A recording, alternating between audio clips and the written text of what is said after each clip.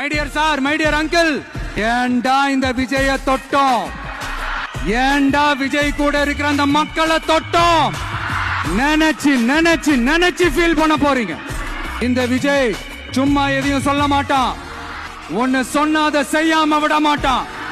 நம்ம ஆட்சிக்கு வந்தா, அது என்ன வந்தா, வருவோம். அது மக்களுக்கு நல்லாவே தெரியும்.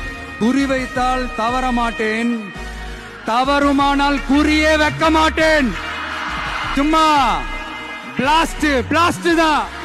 இன்னும் நாங்க விமர்சனம் செய்ய ஸ்டார்ட் பண்ணவே இல்லையே, இன்னும் நாங்க அடிக்க ஸ்டார்ட் பண்ணவே இல்லையே, அதுக்குள்ள அலர்னா எப்படி? பாப்பா, பவள விழா பாப்பா, நீ பாசாங்கு காட்டாத பாப்பா. நீ நல்லவர்கள் போல் நடிப்பதை பார்த்து நாடே